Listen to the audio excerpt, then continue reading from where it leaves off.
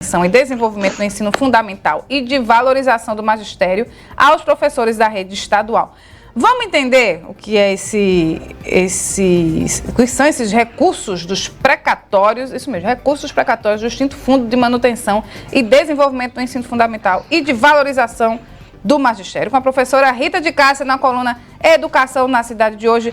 Bom dia, professora. Primeiro, o que é esse fundo, hein? Explica aí pra gente. Bom dia Renata, bom dia ouvintes da Rádio Cidade. Renata, o antigo Fundef, ele era um fundo, como hoje nós temos, né, os fundos do FNDE, no mesmo sistema, em que ele era criado para poder trabalhar com pagamento de salário dos professores, melhoria da qualidade da educação, em treinamentos, compra de equipamentos, reformas de escola, no mesmo sentido que hoje trabalha o FNDE. E a boa notícia é que os trabalhadores da educação de Pernambuco, no período de 97 até 2006, ganharam, através da Procuradoria do Estado de Pernambuco, né, a Procuradoria acionou o governo federal na Justiça e conseguiu que quase 4 bilhões de reais que deveriam ter sido destinados para o Estado de Pernambuco durante esse período fosse agora repassado. E quando, né, saiu essa notícia maravilhosa de que esse dinheiro viria para o Estado de Pernambuco, vale salientar que Pernambuco não foi o único estado que ajuizou essa ação. Bahia, Amazonas, Alagoas, foram outros estados que acionaram conjuntamente. E aí o que aconteceu é que esse dinheiro agora, né, ele vai sair para o estado de Pernambuco, apesar da gente não ter uma data ainda precisa de como é que esse pagamento vai acontecer. E o que foi discutido, né, lá na Assembleia Legislativa de Pernambuco era o quanto seria repassado para o salário dos professores e o quanto seria destinado para as escolas. E aí, o que foi que ficou decidido, né? Ficou decidido que 60%, como você bem lembra, iriam para o salário dos professores. E quem é que tem direito a receber? Tem direito a receber todo profissional da educação do estado de Pernambuco ou dos municípios, ou seja, da educação básica pública, que estava na ativa de 97 até 2006. Não necessariamente o período todo. Por exemplo, eu fui uma pessoa que estava vinculada à Secretaria de Educação desse período de 1997 até 2004. Então, resultado, eu tenho uma proporcionalidade em relação a esse período.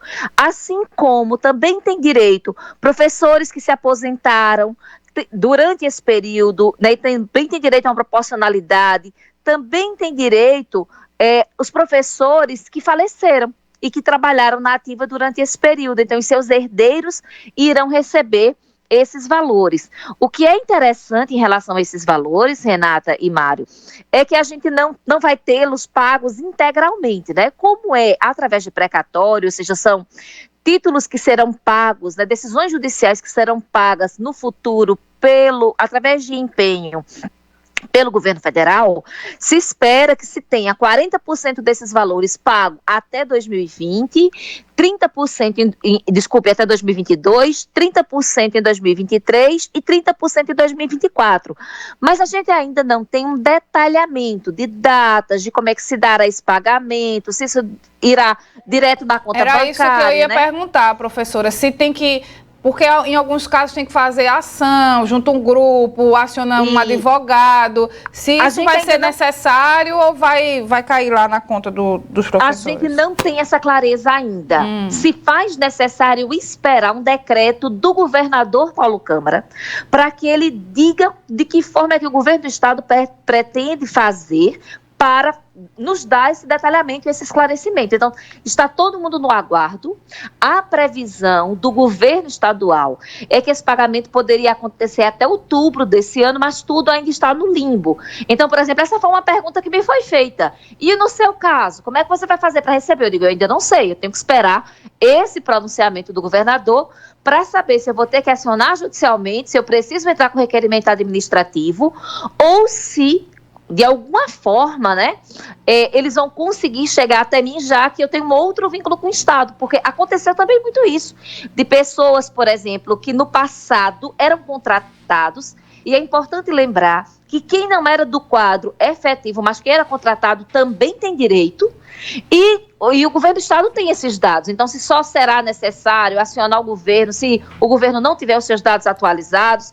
Ou seja, nós estamos ainda em uma situação de limbo. O direito foi assegurado, mas não a execuibilidade desse direito. Ou seja, então, nos próximos dias nós vamos aguardar esse detalhamento para, afinal de contas, né, sabermos como é que esse pagamento vai acontecer. E eu acho que essa sua pergunta ela é muito importante para que as pessoas não se precipitem e contratem advogado e ingressem em juízo, porque a gente precisa dessa informação para ter, de fato, né, uma coerência em relação ao que nós vamos fazer para acionar a execuibilidade desse direito. Então, vamos aguardar mais um pouco, esperar esse detalhamento do governo do estado e, a partir daí, aí sim, partirmos, né, para as providências para recebimento desse dinheiro, que a gente até agora não sabe efetivamente quanto será para cada servidor, porque tem outro detalhe.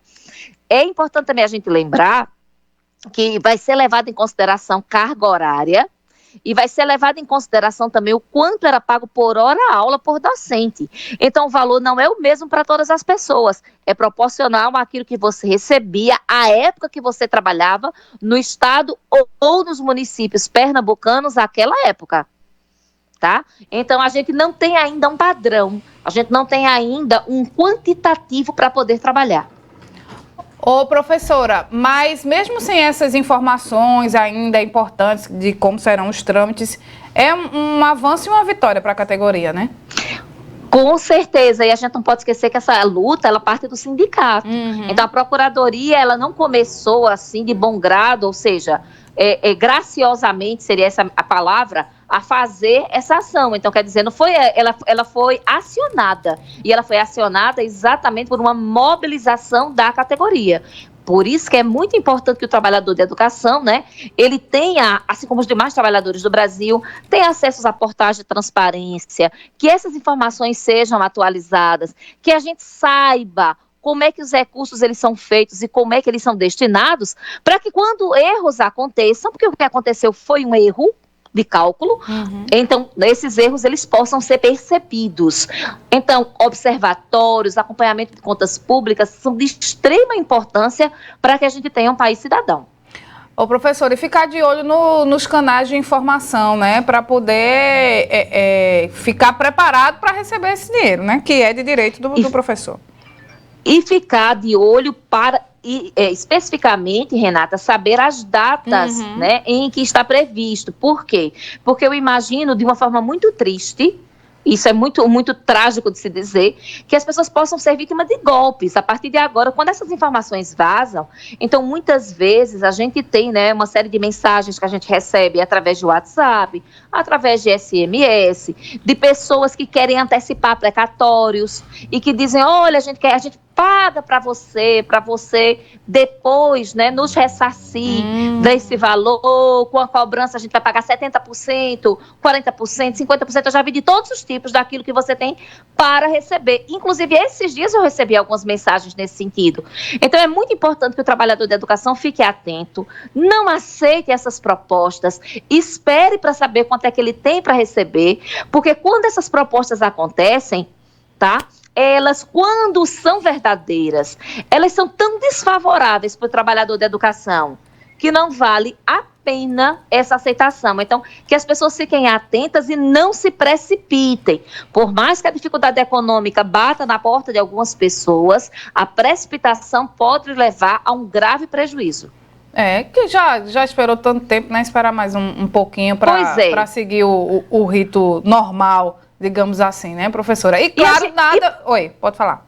E pode até ser que nem seja tanto dinheiro assim, né, Renata? Porque a gente fala em bilhões. Tem isso também. Mas a gente tá falando também em uma quantidade muito grande de trabalhadores que vão receber. Então, quando esse dinheiro é rateado, não necessariamente pode dar um valor muito alto.